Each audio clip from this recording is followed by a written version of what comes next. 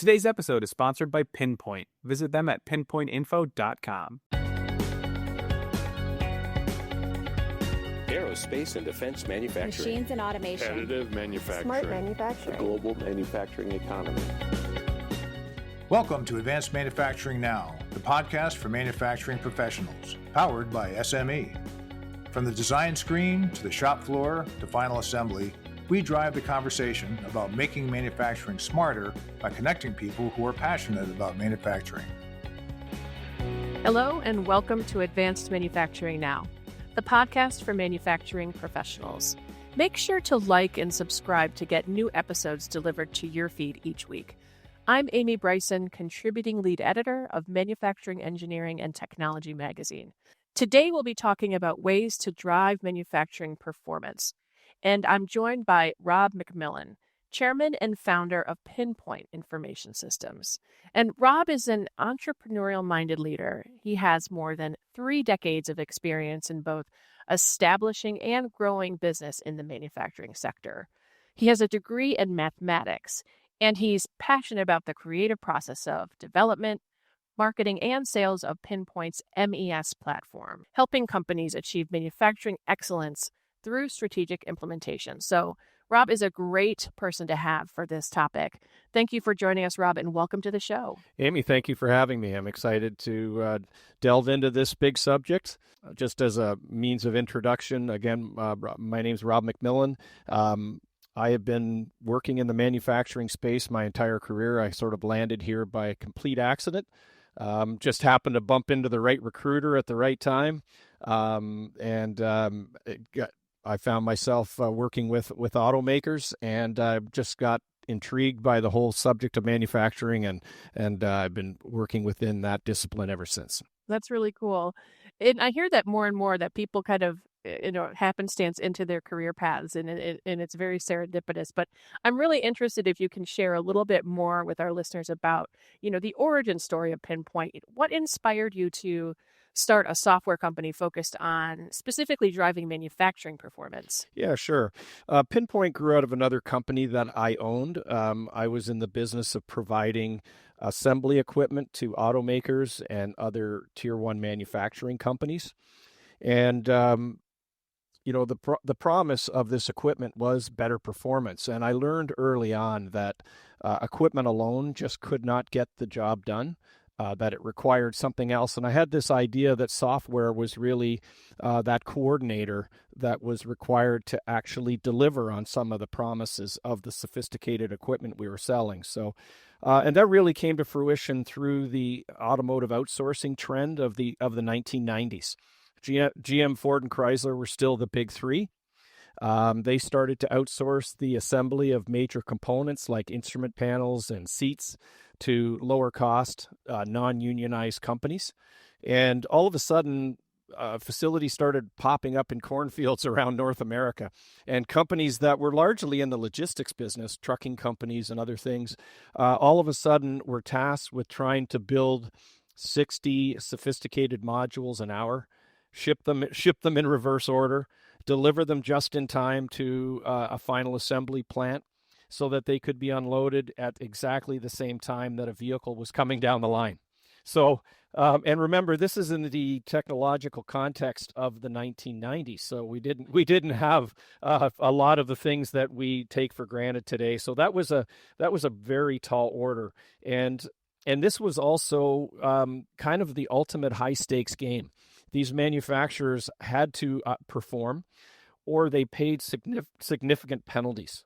So, the old adage that necessity is the mother of invention. I think that's true when you look back at the development of the tier 1 assembly industry, because technology simply did not exist, and these companies needed to find a way to be more efficient, to drive higher quality. And I was, really fortunate to be exposed to this and kind of in on the ground floor, because these companies and PINpoint has been participating in this process ever since to help these companies flourish in this sort of high stakes, cutthroat environment.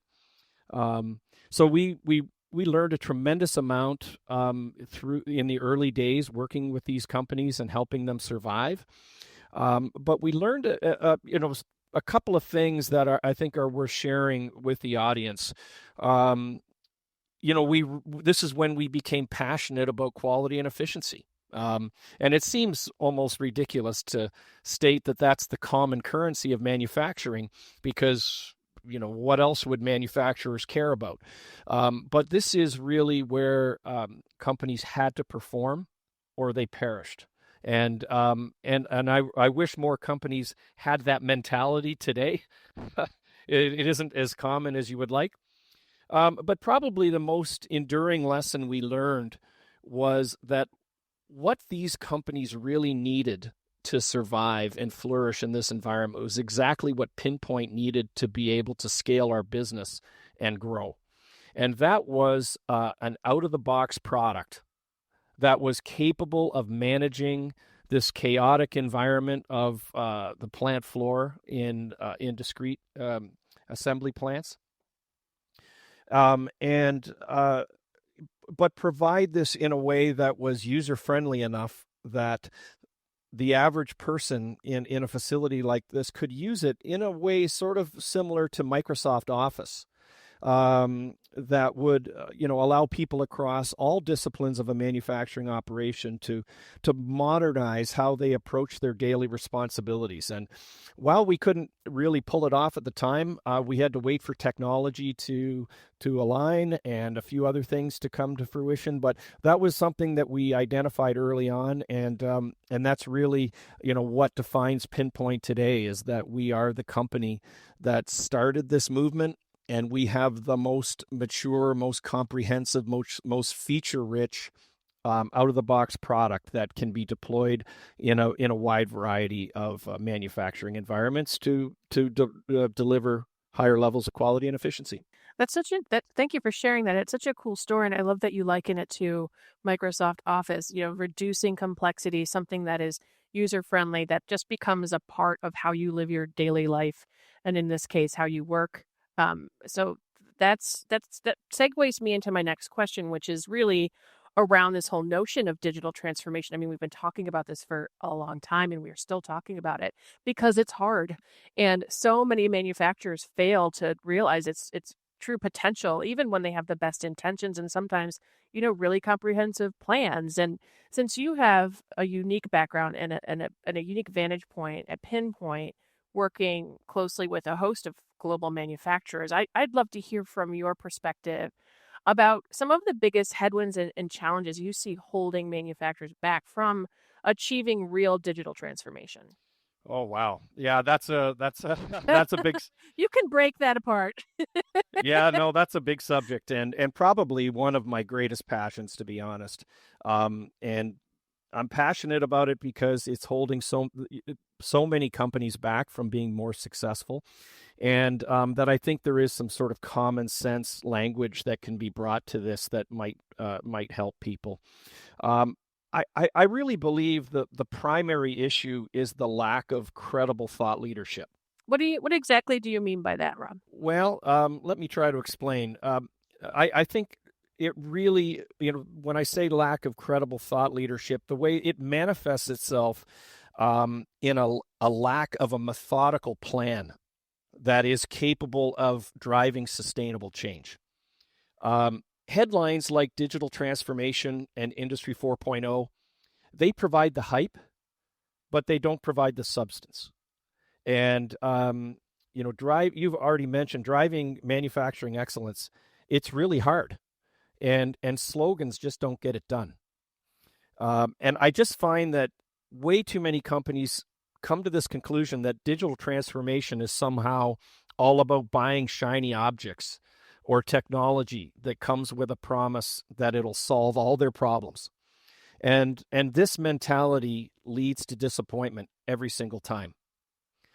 So, and promising sound bites tempt a lot of manufacturers into putting the cart before the horse, so to speak, because it's easier to write a check and buy something sexy, than it is to do the heavy lifting necessary to fully understand what's holding you back operationally, and then make some thoughtful selections of technology selections that come with a reasonable expectation that they could contribute to the behavior necessary to actually drive improvement.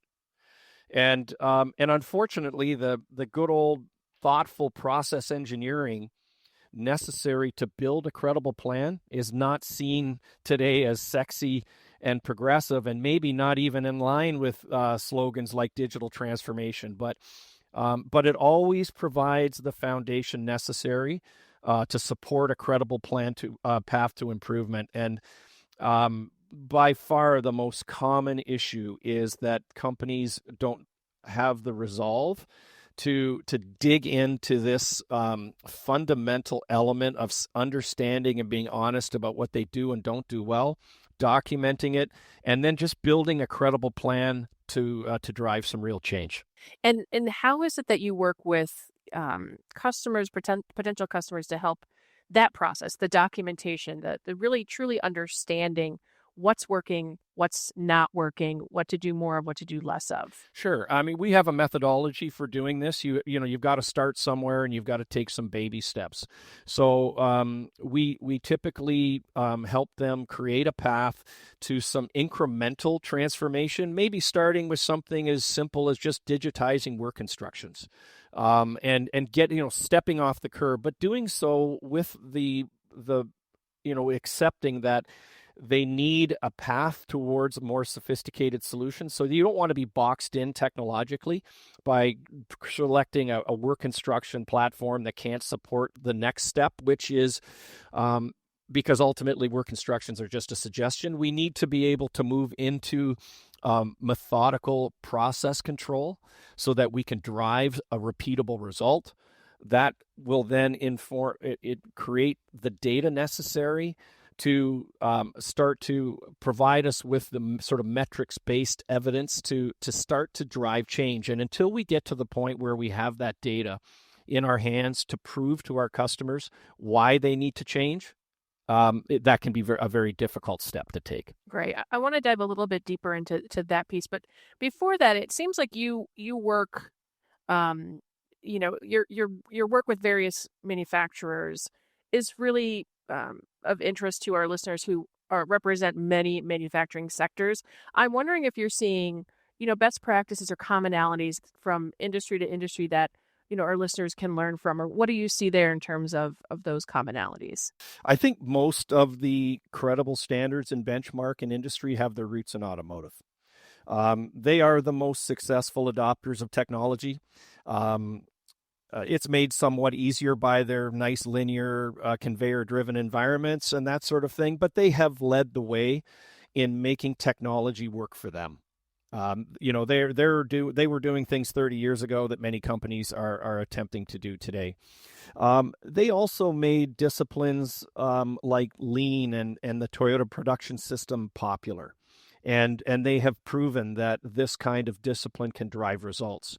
So I think it's prudent to look at the system that automotive uses, to their management systems, how they leverage technology in their environments, and then invest the time and energy necessary to determine how that relates to your environment, how that could be relevant to you.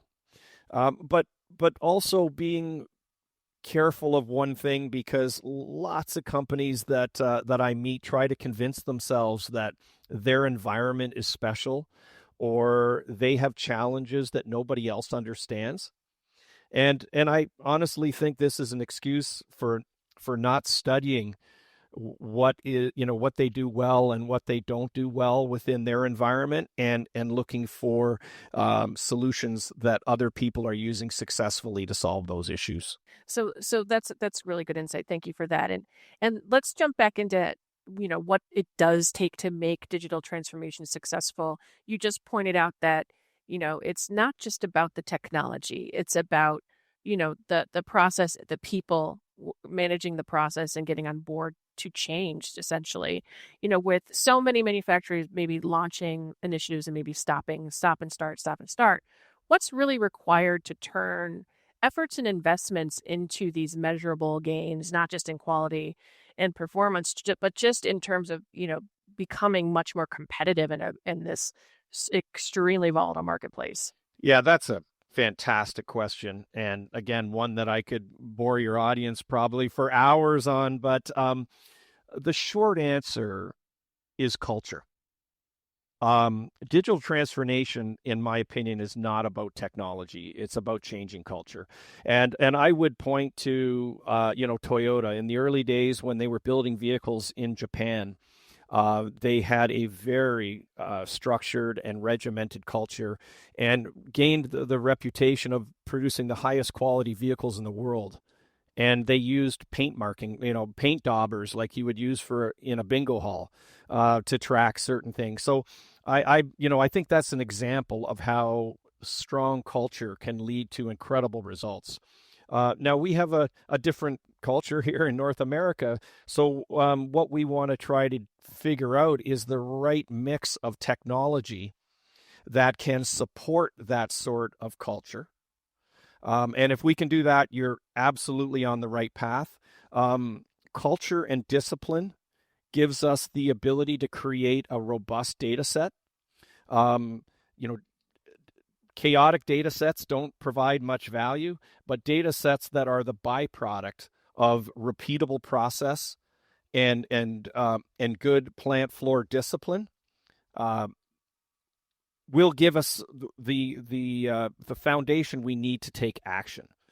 And when on this whole subject of data, I think it's becoming tired for a lot of people because every company has data, but in my experience, most are information poor. And again, sort of like the technology perspective, a lot of companies want to jump to the finish line and not properly consider what data they really need and how to get it.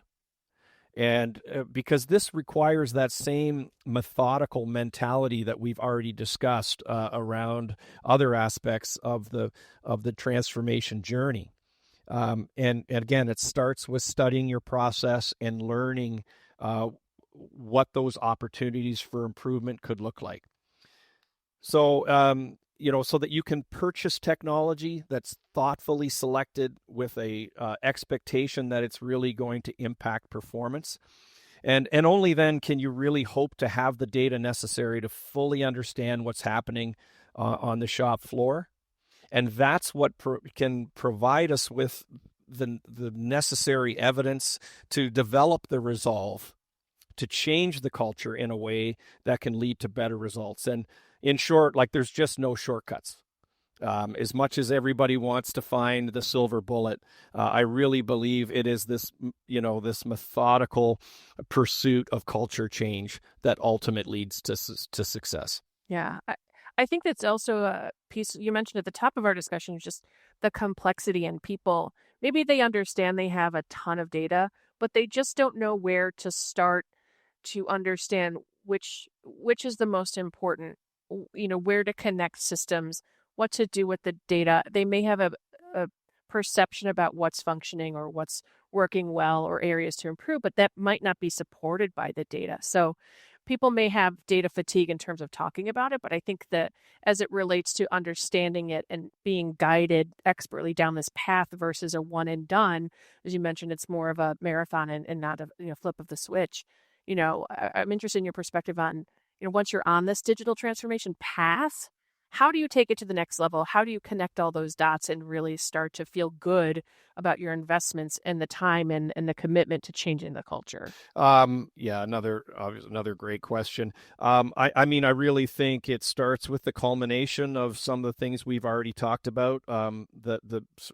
For lack of better words, the non-sexy side of digital transformation, putting those foundations in place, understanding what's happening. But by following a methodical path and driving some measurable improvement, you're in essence building the business case for going further. And again, when you try to jump to the finish line and you're trying to fund a multi-million-dollar investment without first establishing the core belief that this can have an impact, I think that's a pretty tall order. So by following these methodical steps and being able to actually leverage data, change the culture, quantify some gains, then you have exactly what you need to take that next step. And I think finding a partner at that point that speaks your language, I believe it always has to be rooted in common sense, because way too many consultants are in the business of promoting headlines, and I think that just creates more noise and makes that path to improvement even harder to navigate. But if you can find a partner that has new and can provide some of that thought leadership, I think that's ultimately the best path forward. I think when I look at PINpoint and what we've been attempting to do over the last several years, we have a very tangible and sort of common sense methodology for trying to do that. And maybe to try to just illustrate that, I could talk for a second about a couple of common traps that most manufacturers fall into. And I think it's a systemic and an industry-wide sort of breakdown of logic that prevents companies to get to that next level. And something as simple, if you have a manufacturing operation that has a 10-minute tack time. A product's supposed to come into a station, some value-added work is supposed to be completed, and it's supposed to leave within a 10-minute window. And if it takes 12 minutes, the common belief is that you have a 2-minute problem. And, the vast majority of companies are treading water, trying to dissect that 2-minute, this perceived lack of efficiency of 2 minutes. But we've studied this in depth with our customers, and we've learned that to really understand plant floor operations in a way that will allow you to sort of break free and get to that next level, tack time cannot be a black box. You've got to tear the top off this 10-minute black box and look down inside. And the common way to try to do that has always been manual time studies and deploying a bunch of engineers to the line with stopwatches and clipboards is not terribly practical. So, in an effort to try to make this to get to a point in a way that our customers can coexist with it, we've developed this proprietary timing model that accounts for every second of scheduled production time. And it allocates it in 5 categories, and only one of them's value added. There's 4 non-value added buckets, and this is really proven to be revolutionary because it brings everything that we've talked about this morning into actionable insights. And this, for us, that has been the driving force that's really allowed us to help accelerate the actions our customers are taking to improve performance. That sounds like a real light bulb moment for a lot of people, right? It is, because again, we describe it in so many ways, but there's only a few things that matter in manufacturing. And again, I've been trying to make the case that we tend to oversimplify it and look for shortcuts, but the common currencies are quality and efficiency, and the other one is time. And so as we pursue better performance, having a clear understanding of exactly where time is going and where it's actually going, not where you think it's going, and having visibility of that in real time is the game changer that most companies need to develop a belief system that they can really get it to another level. Yeah, and I think once you start to see those milestones and successes, they kind of build upon each other and maybe even work to create that different type of culture that you were speaking about. 100%, because I don't believe culture can be dictated. I think we've tried that. It needs to be learned, and it's really just a belief system. And I think you develop that belief system one baby step at a time in the way that you just described. Well, that's fascinating. I mean, we could talk about this all day, and I would love to have you back and talk more about this. And I'd love to hear from you too about what you're looking forward to in the months ahead. I mean, are there any new things or initiatives going on with PINpoint? Oh, absolutely. I mean, we're never standing still. I know we don't have camera on, but I've been at this for 28 years. I keep I'm just as excited about this industry today as I was 28 years ago, because it really, the whole subject of MES and the pursuit of higher levels of quality and efficiency, for many reasons, globalization and lots of other things, it's become a very mainstream subject. But unfortunately, MES is not all that well defined. I think you've probably heard other people say this. You could have 5 people around a table and you ask them what MES means, and they all say something different. So we've always had a very clear idea of what we believe the manufacturing landscape should look like. The role of ERP, the role of PLM, the role of MES. And we've just released our first version of a new platform, our V6 platform, which is really the culmination of 28 years of industry experience, and really sets us up to deliver on this vision that we've had for a fully integrated manufacturing landscape. And we're just super excited about the potential of taking that to market and spreading that message. Wonderful. Well, that's very exciting. Congratulations on that. And what else, you talked about, talking to 5 different people to get 5 different responses about what is MES and what it does. What do you think it's important for people to know about MES? I think at the end of the day, it's a common sense subject. And, I've tried to make the case, don't be lured by sexy technologies. If the story's too good to be true, it probably is. On our website, we have a series of blogs where we attempt to demystify some of the subjects around MES and provide some common sense building blocks and justifications for how you can move forward in a way that doesn't have to cost a lot of money and that we feel can lead to real tangible results. So be methodical, be focused, and really try to expend your energies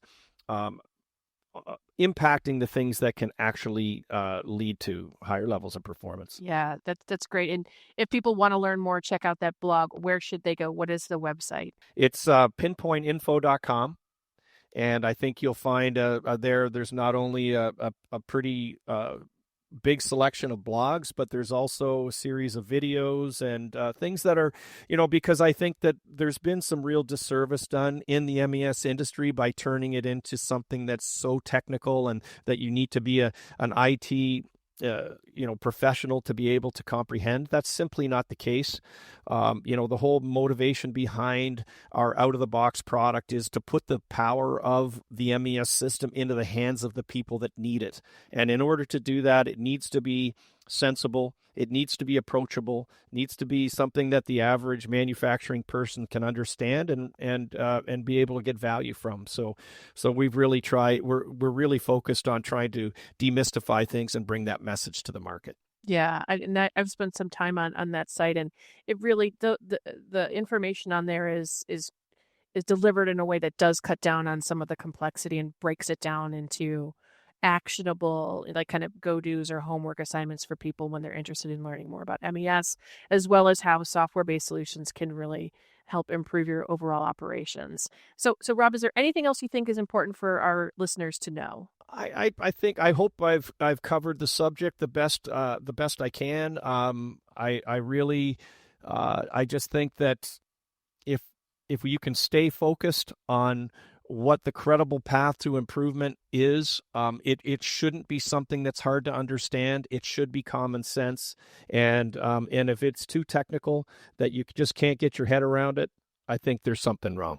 Well, Rob MacMillan, it was certainly a pleasure speaking with you, and I want to thank you for your time and speaking with me and sharing your insights with our listeners. And I also want to thank our listeners for tuning in. Don't forget to like and subscribe to our podcast feed to stay up to date about what's happening in advanced manufacturing. Also, you'll find a host of resources by visiting us at advancedmanufacturing.org. Take care, everybody.